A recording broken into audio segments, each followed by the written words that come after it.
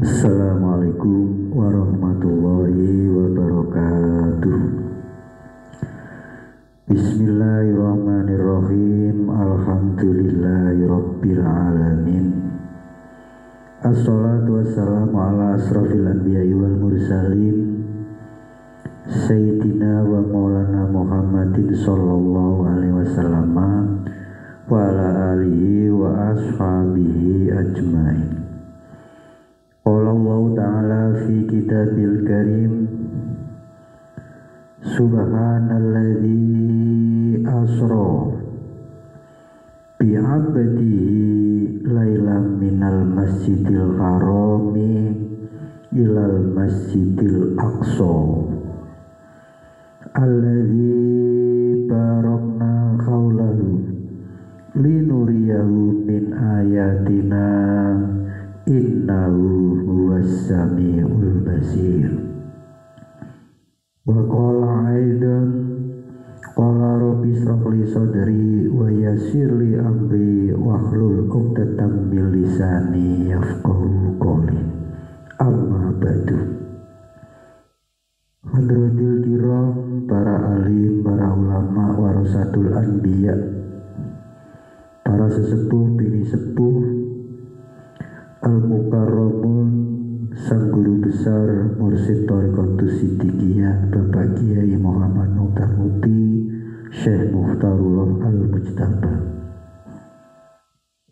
yang kami taati ibunya Isafatul Ummah, penasihat Jamiah Kausaran Putri Hajarullah Siddiqiyah, sekaligus sebagai Ketua Umum Organisasi Bilal Berkat Rahmat Allah yang Indonesia, juga sebagai Ketua Yayasan Tarbiyah Hifdzul Ulam wal Banat. Al-Mukarramun, beliau Bapak Tasrikul Adib Ajis, Ketua Forum Khalifatus Siddiqiyah Indonesia. Al-Mukarramun, beliau Bapak Muhammad Subhi Ajal Sani, pimpinan Wali Talqin Thariqah Siddiqiyah, juga Ketua Umum Organisasi Pemuda Siddiqiyah. Yang kami hormati segenap organisasi otonom di lingkungan Thariqah Siddiqiyah, Bapak Ibu yang senantiasa dimuliakan oleh Allah Subhanahu wa Ta'ala. Pertama, marilah kita panjatkan puji syukur alhamdulillahirabbil alamin kehadirat Allah Subhanahu wa Ta'ala. Yang kedua, puji syukur alhamdulillahirabbil alamin kehadirat junjungan kita Nabi besar Muhammad sallallahu alaihi wasallam. Yang ketiga, puji syukur alhamdulillahirabbil alamin kepada beliau guru besar Mursyid Thariqatus Siddiqiyah Syekh Mukhtarullah Al-Mujtaba, yang senantiasa membimbing rohani kita semua melalui ajaran Thariqat Siddiqiyah. Bapak Ibu yang kami muliakan, dalam pertemuan kali ini membicarakan masalah sholat. Rasulullah Shallallahu Alaihi Wasallam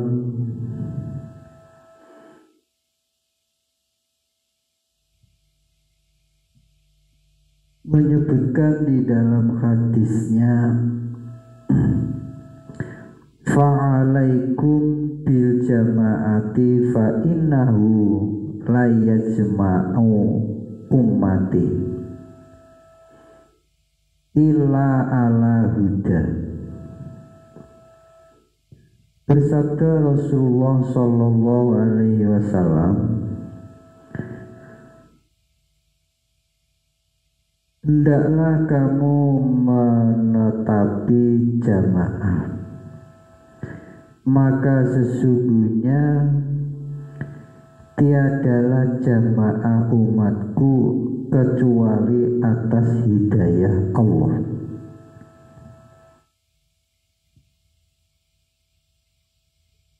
Bapak Ibu yang kami muliakan, menurut hadis ini, bila ijtihadnya seorang mencari hukum itu benar, maka dia itu dapat 2 pahala. 1 pahala tentang benarnya, 2 pahala tentang kesulitannya ijtihad itu sendiri. Bila ijtihadnya itu salah, dia masih dapat 1 pahala, yaitu pahala tentang kesulitannya dalam ijtihad. Qala Rasulullah sallallahu alaihi wasallam, idza hakamal hakimu fajtahada fa asaba falahu ajroni wa idza hakama fajtahada fa akhta'a falahu ajrun wahidun. Bersabda Rasulullah sallallahu alaihi wasallam, mencari hukum ahli hukum, maka ia berijtihad, ijtihadnya itu benar, maka ia dapat 2 pahala. Dan apabila mencari hukum, maka ia ijtihad tapi ijtihadnya itu salah, maka ia dapat 1 pahala.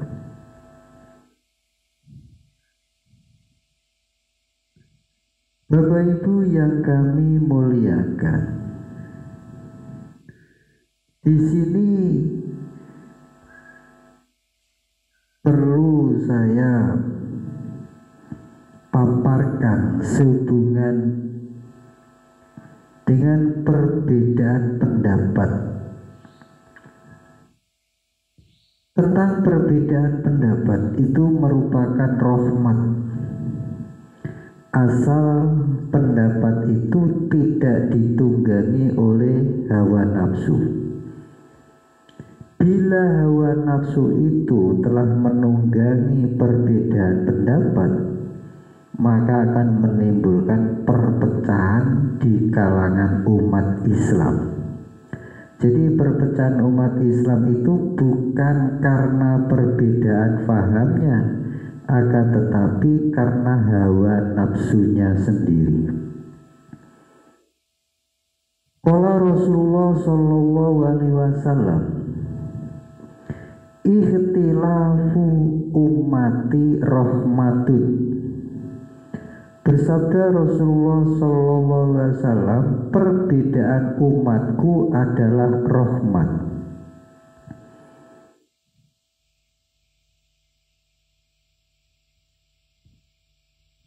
Sehubungan dengan masalah perbedaan pendapat,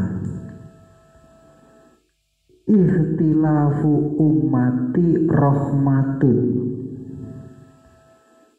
perbedaan umatku adalah rahmat. Bapak Ibu yang kami muliakan,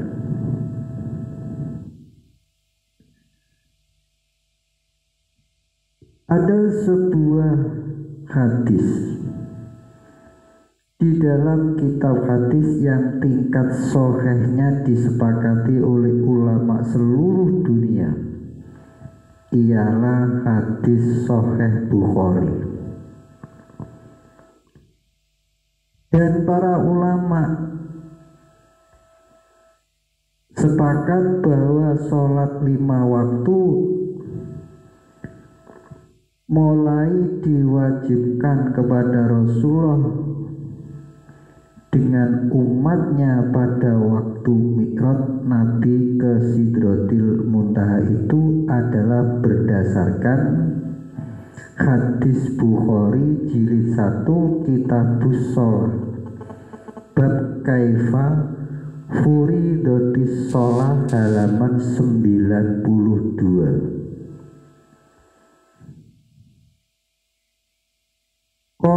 Ibnu Hazmin wa Anasin bin Malikin qala Rasulullah sallallahu alaihi wasallam fa faradallahu ala ummati khamsina sholatan faraja'tu bidzalika hatta marartu ala Musa faqala ma faradallahu laka ala ummatik qultu farada khamsina sholatan qala farji ila rabbika fa inna ummataka la tutiku dzalika faraja'ani fawadu'a sadraha farajatu ila Musa qultu wadu'a sadraha faqala roji rabbaka fa inna ummataka la tutiku farajatu fawadu'a sadraha farajatu ilaihi faqala irji ila rabbika fa innaka ummataka la tutiku dzalika farajatu faqala ya khamsun wa ya khamsuna la yubaddalu qaulul ladayya farajatu ila Musa faqala raji rabbaka fakultu astahi yaitu min rabbi summa intolaqobi hatta intaha ila sidratil muntaha wa ghasiyaha alwanun la adri ma ya summa adkhaltul jannah faida fiha khabailul lu'lu'i wa ida turabuhal miskun.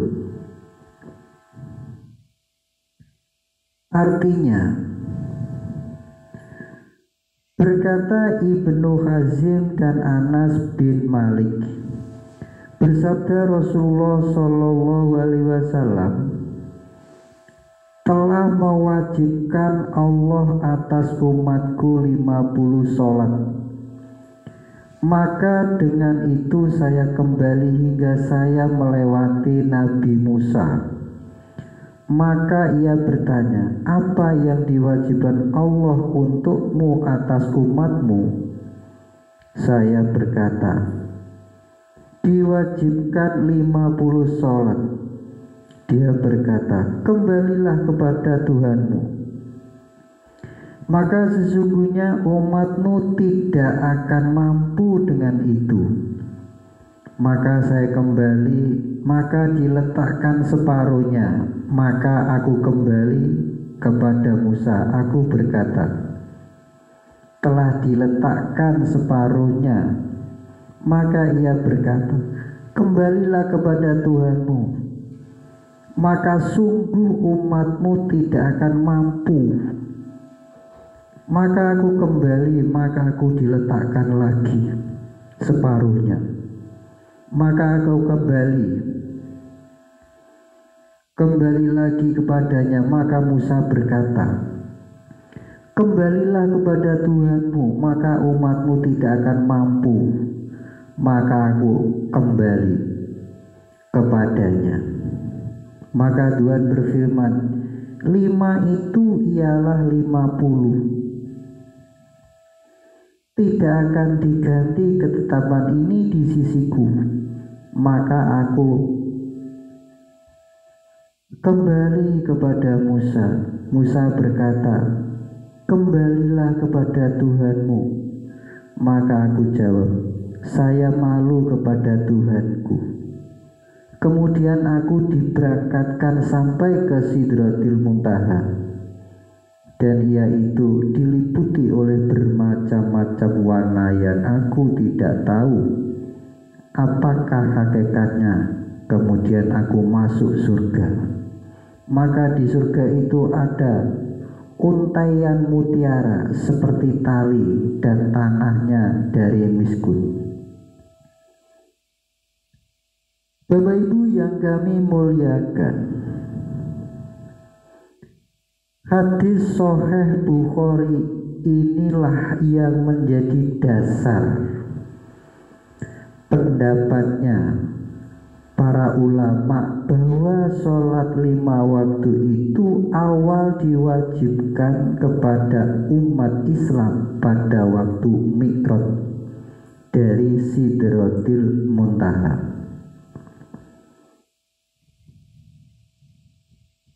Bapak Ibu yang kami muliakan, mari kita perhatikan hadis ini. Qala Rasulullah sallallahu alaihi wasallam, atani Jibrilu fi awali ma uhiya ilayya fa'ala manil wudu'a was-sholah an Usama bin Zaid an abihi Zaid bin Harisah rawahu Ahmad wa Daraqutni wal Hakim fil Mustadrak.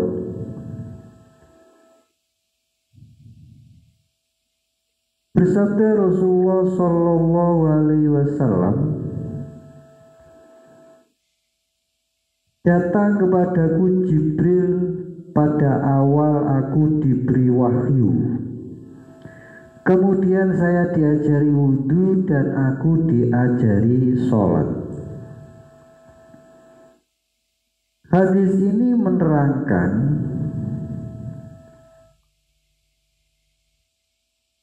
wudhu dan sholat 5 waktu itu diajarkan kepada Rasulullah bersamaan waktunya dari Rasulullah menerima wahyu yang pertama.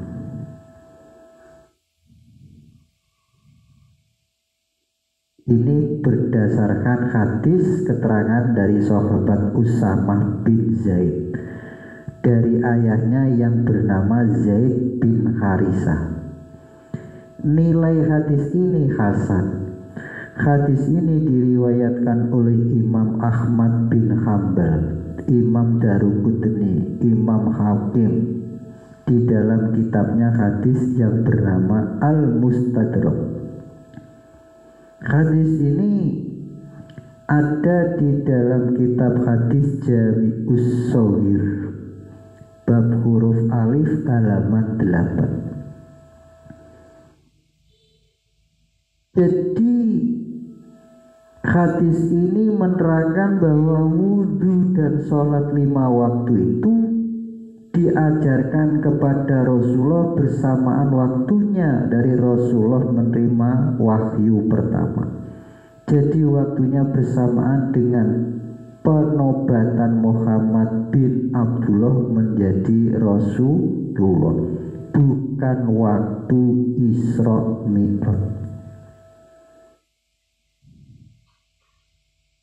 Apa yang menjadi alasan?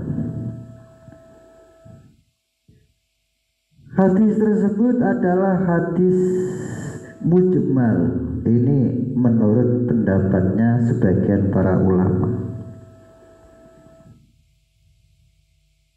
Jadi oleh sebagian ulama dikatakan bahwa hadis ini adalah hadis mujmal, artinya belum ada penjelasan. Karena di dalam hadis tersebut Rasulullah diajari oleh malaikat Jibril tentang wudhu dan sholat setelah menerima wahyu yang pertama. Akan tetapi di dalam hadis tersebut tidak ada keterangan apakah sholat fardu, apakah sholat sunat, dan tidak ada keterangan apakah sholat fardu 5. Apakah lainnya? Di situ hanya ada kata-kata fa'alamanil wudu'a was-sholah, maka aku diajari tentang wudhu dan sholat.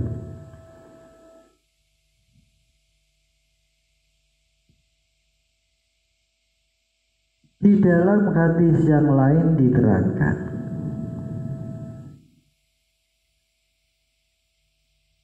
melihat dari kata-kata fa'alamanil wudu'a washolah, ini adalah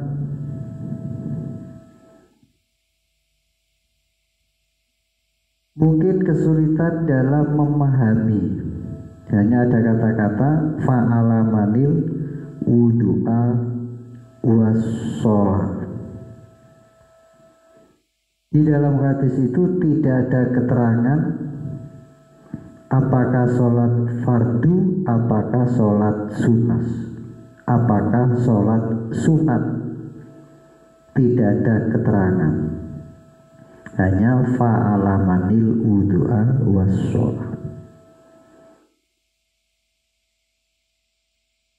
Di dalam hadis lain diterangkan yang bunyinya demikian.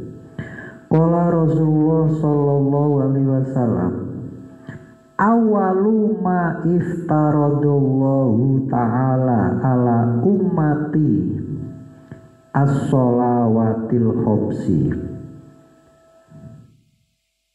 Awalu ma iftaradallahu ta'ala ala ummati as-sholawatil khamsi. An Ibni Umar rawal Hakim fil Kanni. Di dalam kitab hadis Jami'us Shaghir bab huruf alif halaman 195. Bersabda Rasulullah sallallahu alaihi wasallam, sesuatu yang diwajibkan oleh Allah Ta'ala terhadap umatku ialah sholat 5 waktu. Hadis ini menerangkan bahwa kewajiban paling awal yang diwajibkan oleh Allah Ta'ala kepada umat Islam ialah sholat 5 waktu. Hadis ini menjelaskan bagi hadis yang terdahulu. Itulah sebabnya bahwa yang dimaksud hadis di atas adalah sholat 5 waktu, adalah kewajiban paling awal.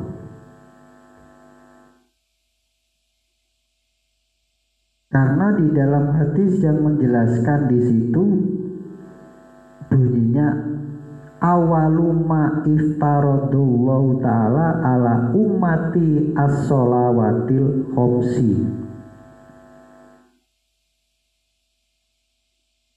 Awalnya sesuatu yang diwajibkan oleh Allah Ta'ala terhadap umatku ialah sholat 5 waktu.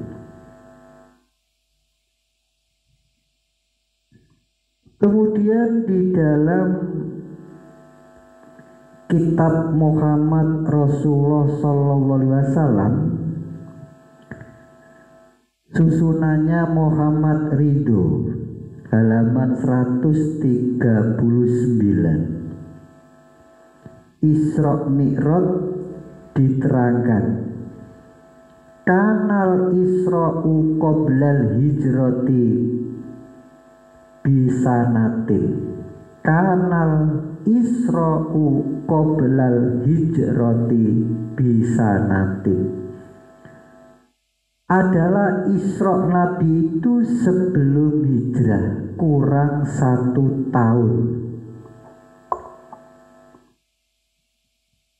Jadi pada tahun 621, pada tahun 621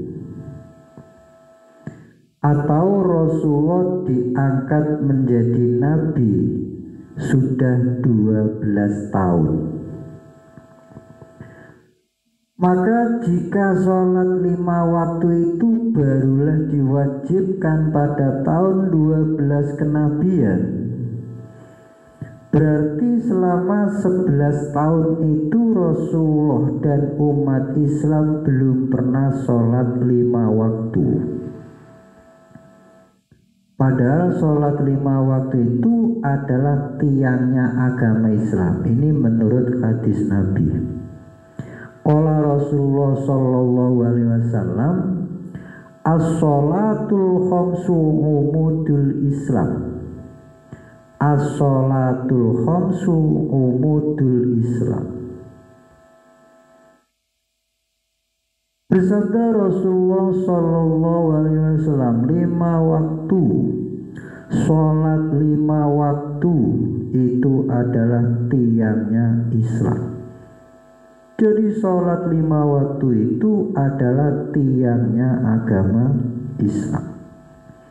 Bila agama Islam itu diibaratkan rumah dan sholat 5 waktu itu sebagai tiang rumah Islam, maka bila sholat 5 waktu itu barulah diwajibkan pada tahun 12 kenabian, berarti selama 11 tahun kenabian itu Islam belum berdiri karena belum ada tiangnya.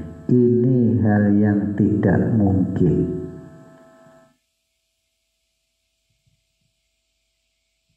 Di dalam kitab Nurul Absor karangannya Syekh Mukmin bin Hasan As-Salabanji, halaman 17. Wa fi hadhi sanatil asirati minan nubuwati kanat wafatun Khadijatul Kubro, dan di tahun 10 dari kenabian adalah wafatnya Khadijah Al-Kubro. Jadi di tahun ke-10 dari kenabian wafatnya Khadijah Al-Kubro. Maka jika sholat 5 waktu itu barulah diwajibkan kepada umat Islam pada tahun 12 kenabian, berarti Ummul Mukminin Khadijah Al-Kubro sampai wafatnya pun belum pernah sholat wajib 5 waktu. Apakah ini mungkin? Padahal setelah Rasulullah SAW diajari wudhu dan sholat 5 waktu oleh malaikat Jibril, langsung beliau mengajari wudhu dan sholat 5 waktu kepada Khadijah Al-Kubro. Hal ini dapatlah dibaca di dalam kitab tarikh Nabi yang paling tua di dunia ini, yaitu kitab Siratun Nabi Sallallahu Alaihi Wasallam, karangan Ibnu Hisham. Fajah Rasulullah sallallahu alaihi wasallam Khadijah fatawadu ala hali yuriyaha kaifatuhuru li sholati kama ra'ahu Jibril fatawadu'at kama tawadu alaha Rasulullah sallallahu alaihi wasallam. Summa shalla biha Rasulullah alaihi salam kama sholat bi Jibril fasolat bi sholati. Siratun Nabi Ibni Hisham. Maka datanglah Rasulullah sallallahu alaihi wasallam kepada Khadijah, maka beliau wudhu untuk Khadijah supaya Khadijah melihatnya bagaimana caranya bersuci untuk sholat, sebagaimana Jibril memperlihatkan kepada Nabi. Kemudian Khadijah wudhu sebagaimana wudhunya Rasulullah alaihissalam. Kemudian Rasulullah alaihissalam sholat dengannya sebagaimana Jibril alaihissalam sholat. Maka Khadijah sholat seperti sholatnya Rasulullah.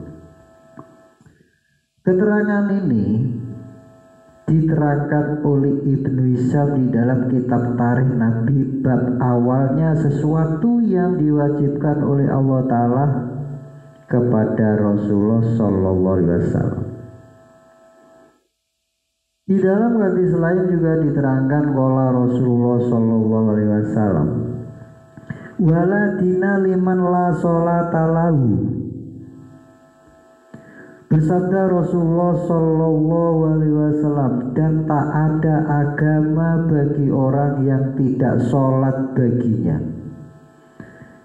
Dalam hadis ini diterangkan tidak ada sholat, tidak ada agama bagi orang yang tidak sholat baginya. Oleh karena itu, jika selama 11 tahun itu orang-orang Islam belum melaksanakan sholat 5 waktu, berarti selama 11 tahun kenabian itu belum ada agama Islam. Ini hal yang tidak mungkin. Ada lagi sebuah hadis yang menerangkan, qala Rasulullah sallallahu alaihi wasallam, awalu ma yuhasabu bil abdu yaumal qiyamah as-shalah. Fa in sholaha sholaha sa'iru amalihi wa in fasadat fasada sa'iru amalihi. Bersabda Rasulullah sallallahu alaihi wasallam, awalnya sesuatu yang dihisab dengannya si hamba pada hari kiamat itu ialah sholat. Maka jika sholatnya baik, maka baiklah seluruh amalnya. Jika rusak sholatnya, maka rusaklah seluruh amalnya.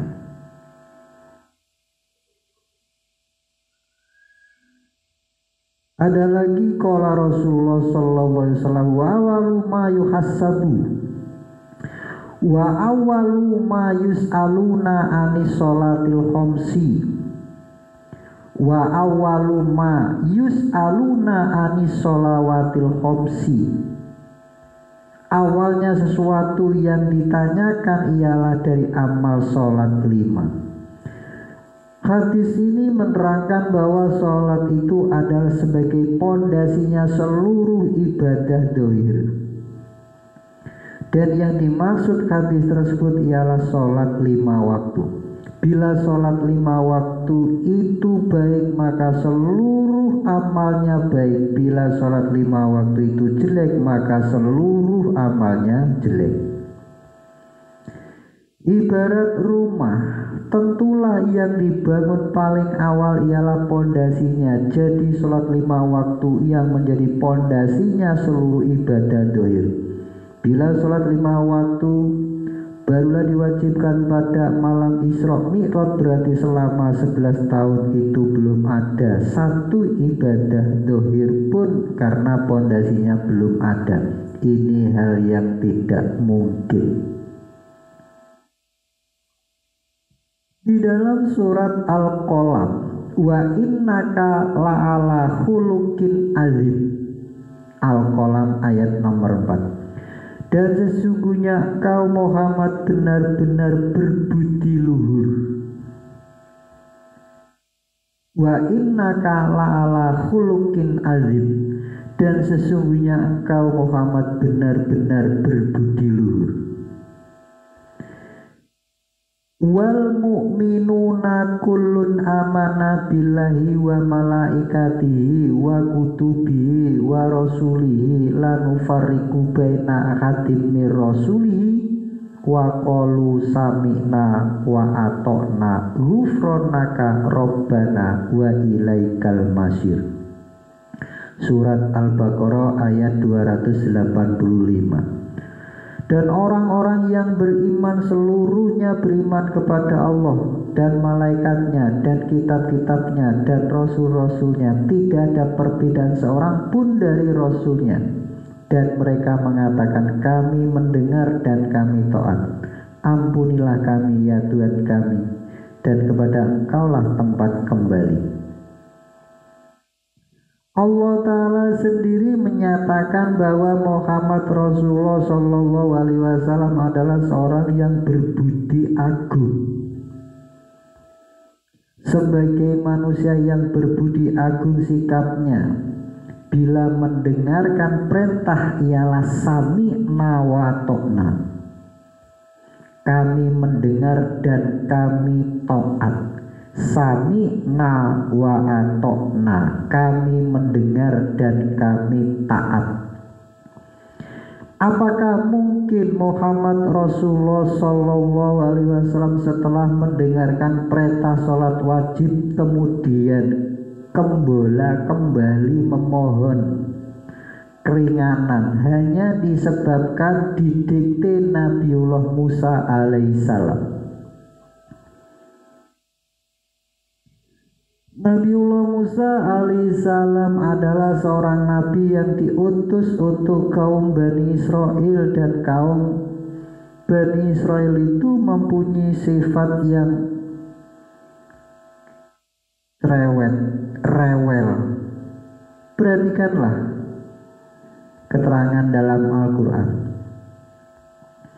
Wa idh qala Musa liqaumihi inna Allaha ya'murukum an tadbahu baqaratan qalu atatakhiduna huzwa qala a'udzu billahi an akuna minal jahilin. Dan ingatlah ketika Musa berkata kepada kaumnya, sesungguhnya Allah menyuruh kamu menyembelih seekor sapi betina. Mereka berkata, apakah kamu hendak menjadikan kami buah ejekan? Musa menjawab, aku berlindung kepada Allah agar tidak menjadi salah seorang dari orang-orang yang jahil. Qalu daulana rabbaka yubayyin lana ma hiya. Qala innahu yaqulu inna baqaratun la faridun wa la bikrun awan baina dzalik faf'alu ma tu'maruna. Mereka berkata, mohonkanlah kepada Tuhanmu untuk kami agar Dia menerangkan kepada kami sapi betina apakah itu. Musa menjawab, sesungguhnya Allah berfirman bahwa sapi betina itu adalah sapi betina yang tidak tua dan tidak muda, pertengahan antara itu, maka kerjakanlah apa yang diperintahkan kepadamu. Qalu daulana rabbaka yubayyin lana ma launuha. Qala innahu yaqulu inna baqaratun safra'un faqi'un launuha tasurun nazirin. Mohonkanlah kepada Tuhanmu. Mereka berkata, mohonkanlah kepada Tuhanmu untuk kami agar Dia menerangkan kepada kami apa warnanya. Musa menjawab, sesungguhnya Allah berfirman bahwa sapi betina itu adalah sapi betina yang kuning tua warnanya, lagi menyenangkan orang-orang yang memandangnya. Qalu daulana rabbaka yubayyin lana ma hiya innal baqara tasabaha alaina wa inna insyaallahu la muhtadun. Mereka berkata, mohonkanlah kepada Tuhan untuk kami agar Dia menerangkan kepada kami bagaimana hakikat sapi betina itu, karena sesungguhnya sapi itu masih samar bagi kami, dan sesungguhnya kami insya Allah akan mendapat petunjuk. Qala innahu yaqulu innaha baqaratun la dalulun tusilur ardu wa la taskil harsa musallamatul la syata fiha. Qalul ana cita bil haq fadzabahuha wa ma kadu yaf'alun. Sesungguhnya Allah berfirman bahwa sapi betina itu adalah sapi betina yang belum pernah dipakai untuk membajak tanah dan tidak pula untuk mengairi tanaman, tidak bercacat, tidak ada belanya. Mereka berkata, sekarang barulah kamu menerangkan hakikat sapi betina yang sebenarnya. Kemudian mereka menyembelihnya dan hampir saja mereka tidak melaksanakan perintah itu. Bapak Ibu yang kami muliakan, pada suatu saat ada di antara seorang Bani Israel yang terbunuh. Kemudian mereka saling menuduh. Akhirnya mereka berduyun-duyun datang menghadap Nabiullah Musa, mohon agar terbongkar siapakah pembunuhnya. Kemudian Nabiullah Musa mohon kepada Allah agar memberi petunjuk siapakah pembunuhnya itu. Kemudian Allah Ta'ala berfirman kepada Musa agar kaum Bani Israel menyembelih sapi betina untuk membongkar peristiwa itu.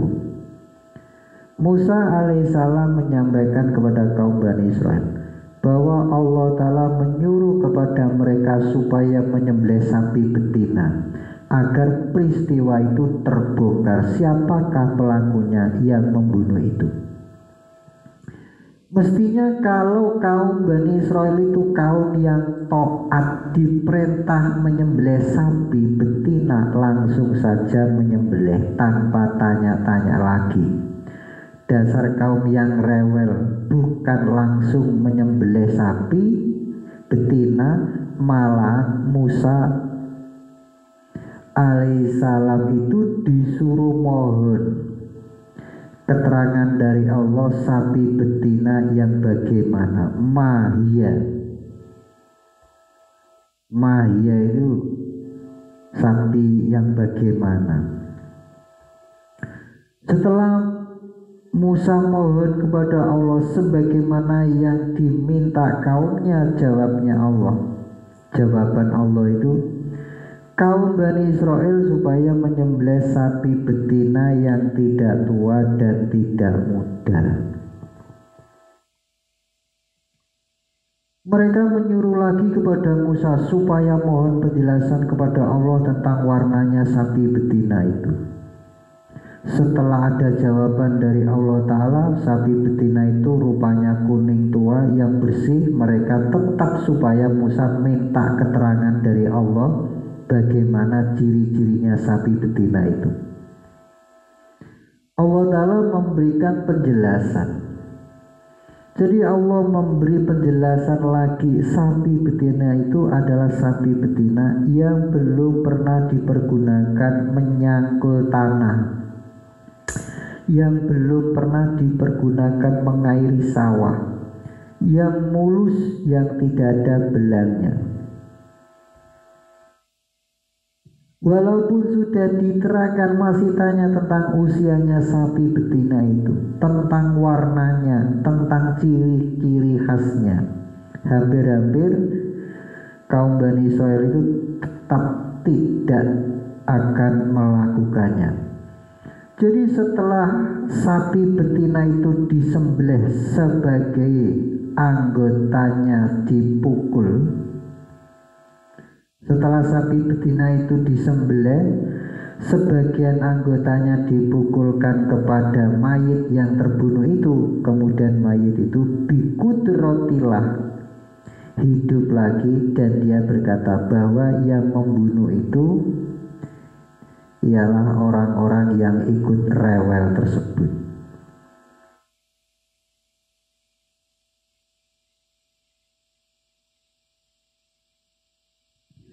Sekarang cerita rewelnya kaum Bani Israel itu bandingkan dengan kisah Nabi Musa menyuruh kepada Nabi Muhammad kembali kepada Tuhannya untuk minta keringanan tentang kewajiban sholat 5 waktu dengan satu alasan, fa innaka ummataka la tutiku, sesungguhnya umatmu tidak akan mampu melaksanakan sholat wajib 50 rakaat itu. Fa inna ummataka la tutiku, sungguh umatmu tidak akan mampu melaksanakan sholat wajib 5 rakaat. Mari kita pikir dengan sungguh-sungguh. Apakah mungkin Nabi Musa alaihissalam memberikan saran kepada Nabi Muhammad SAW? Nabi Muhammad itu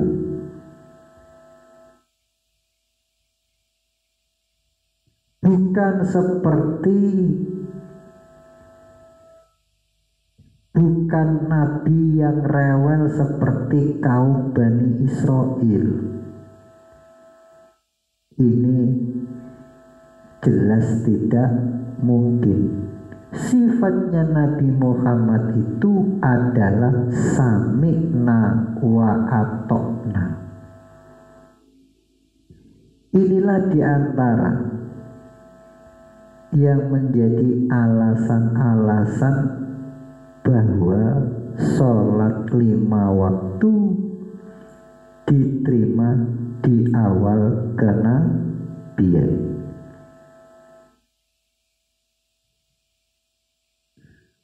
Bapak Ibu yang kami muliakan, sumber ajaran Islam yang paling pokok ialah kitab suci Al-Quran.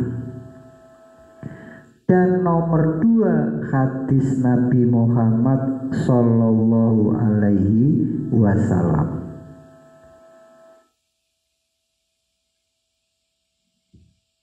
Keterangan peristiwa Isra Mi'raj Nabi Muhammad Sallallahu Alaihi Wasallam dari Masjidil Haram Mekah sampai Masjidil Aqsa Palestina,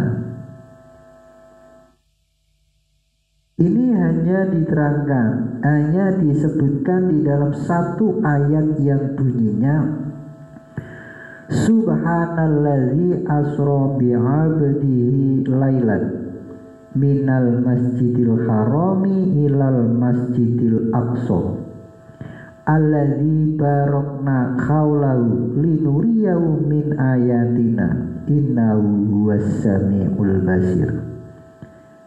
Maha suci zat yang melakukan hambanya Muhammad di waktu malam dari Masjidil Haram sampai Masjidil Aqsa yang kami berkahi sekelilingnya untuk kami tunjukkan sebagian ayat-ayat kami. Sesungguhnya Allah itu ialah Maha mendengar, Maha mengetahui. Adapun peristiwa Mi'raj ke Sidratil Muntaha ini diterangkan di dalam surat An-Najm dari ayat nomor 1 sampai ayat nomor 18. Baik tentang Isra maupun Mi'raj, kedua-duanya di dalam Al-Quran tidak ada keterangan bahwa tujuannya Rasulullah SAW di Isra Mi'rajkan itu untuk menerima kewajiban sholat 5 waktu. Adapun tujuannya Rasulullah SAW Isra Mi'raj itu menurut Al-Quran ada 2, yaitu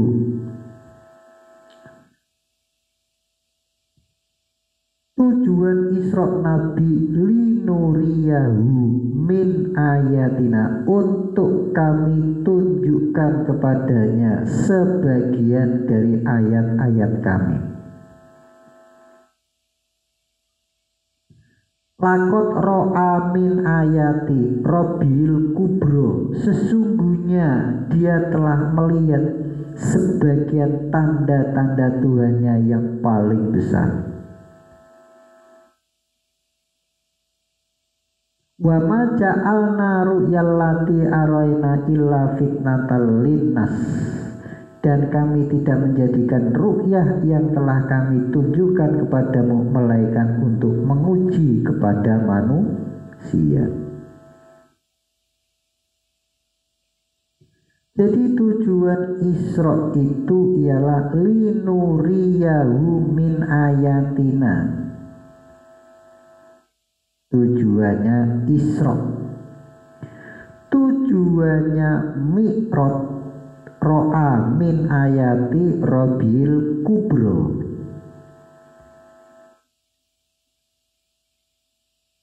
Tujuan yang ketiga fitnatal linnas, untuk menguji keimanan manusia.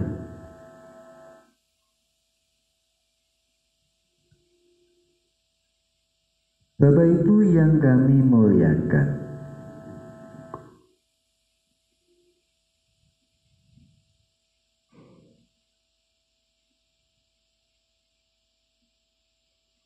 ada beberapa ulama yang mempunyai pendapat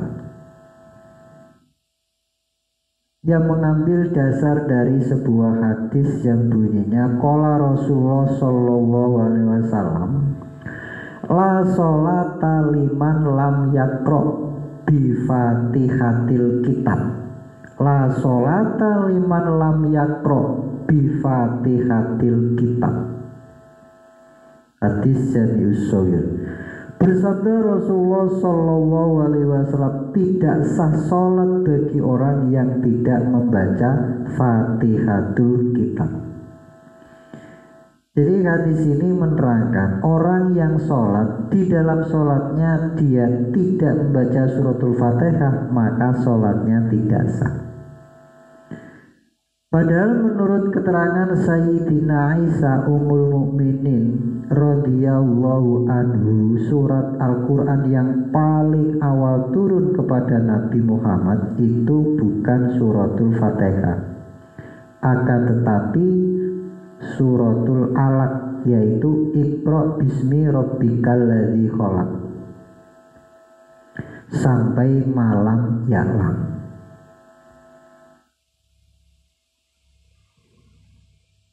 Kaifa kana bada'ul wahya.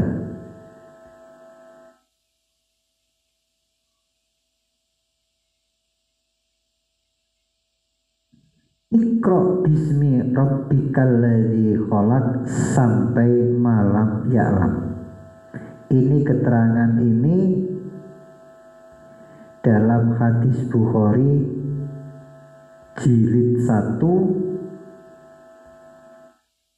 bab kaifakana bada'ul wahya, halaman nomor 3. Seandainya sholat 5 waktu itu diwajibkan kepada Rasulullah dan umatnya pada awal kenabian, tentulah surat yang paling awal turun ialah suratul Fatihah, karena sholat tanpa membaca Fatihah tidak sah. Tetapi kenyataannya surat yang paling awal turun bukan surat Fatihah tapi surat Iqra adalah bukti bahwa surat 5 waktu itu tidak diwajibkan pada awal kenabian, akan tetapi pada tahun 12 kenabian. Karena bila sholat 5 waktu itu diwajibkan pada awal kenabian, tentulah selama sebelum turunnya surat Fatihah, sholat yang dilaksanakan itu adalah sia-sia karena tidak sah. Bapak Ibu yang kami muliakan, mari kita pahami bersama-sama. Memang surat Al-Quran yang paling awal turun itu bukan suratul Fatihah, melainkan surat Al-Alaq, sebagaimana keterangan Sayyidina Aisyah radhiyallahu anha, dan pula menurut keterangan sahabat Ibnu Abbas radhiyallahu anhu. Akan tetapi sebelum turunnya surat Al-Fatihah itu, umat Islam sahlah melaksanakan sholat dengan membaca sebagian ayat Al-Quran yang lainnya. Ini ada dalilnya dalam surat Al-Mujammil ayat 20. Faqra'u ma tayassara minhu wa aqimus shalah. Faqra'u ma tayassara minhu wa aqimus shalah. Surat Al-Muzammil ayat 20. Maka adalah kamu membaca suatu ayat yang mudah sebagian dari dia, Al-Quran, dan kamu tegakkan sholat. Akan tetapi bila tidak mampu membaca ayat-ayat Al-Quran, bisa diganti dengan membaca bagiatus sholihah, yaitu subhanallah walhamdulillah wala ilaha illallah wallahu akbar wala haula wala quwata illa billahil aliyyil adzim. An Abdillah bin Abi Aufa radhiyallahu anhu qala jaa rajulun ilan nabi sallallahu alaihi wasallam faqala ini la as tati'u an akhoda minal Qur'an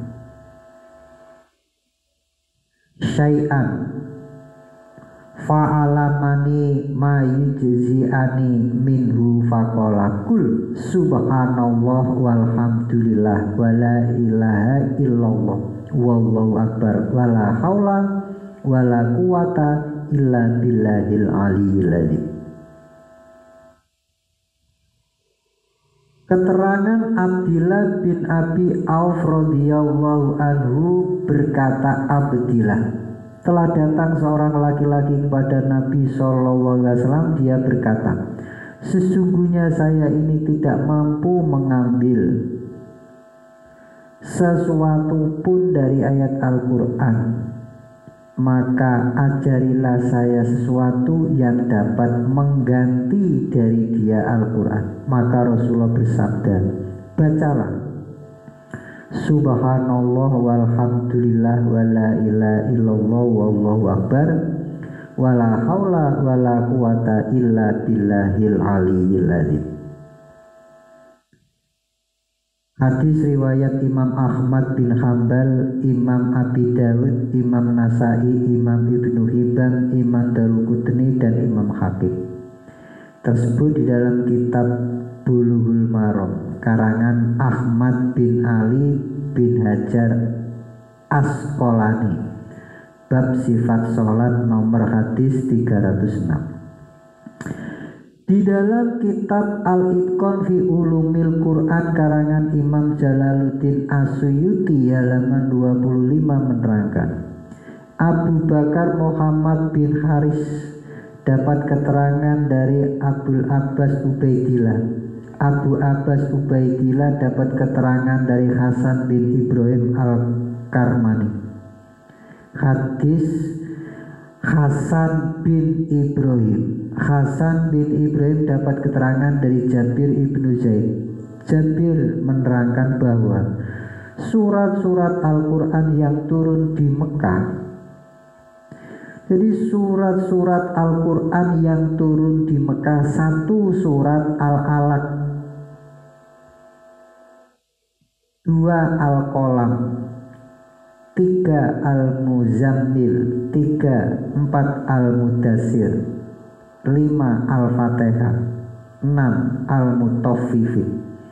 Jadi surat Al-Fatihah itu menurut Jabir surat yang turun di Mekah setelah surat Al-Mudassir.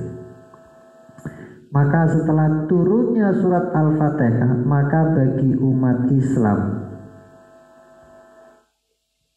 yang mau membaca dan hafid surat Al-Fatihah, maka dalam sholatnya wajiblah membaca surat Al-Fatihah. Tidak boleh diganti dengan surat yang lainnya atau diganti dengan ayat-ayat Al-Quran yang lainnya.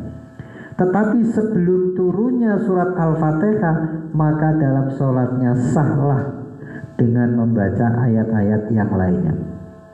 Begitu pula bagi kaum muslimin yang belum mampu hafid surat Al-Fatihah, walaupun surat Al-Fatihah telah turun, sahlah sholatnya dengan membaca ayat-ayat Al-Quran yang lainnya. Bagi kaum muslimin yang belum mampu membaca ayat-ayat Al-Quran yang lainnya, termasuk surat Al-Fatihah, sahlah sholatnya dengan membaca Baqiyatus Sholihah. Subhanallah walhamdulillah wala ilaha illallah wallahu akbar wala haula wala quwata illa billahil aliyyil azim.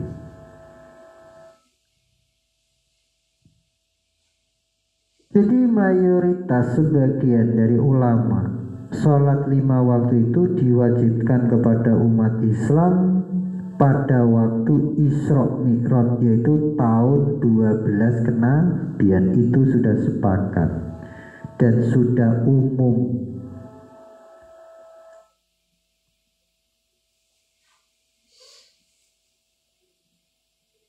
Jadi di atas telah diterangkan. Jadi di atas itu, di atas telah diterangkan pendapat para ulama-ulama bahwa sholat 5 waktu itu diterima oleh Rasulullah di saat Isra Mi'raj. Bapak Ibu yang kami muliakan,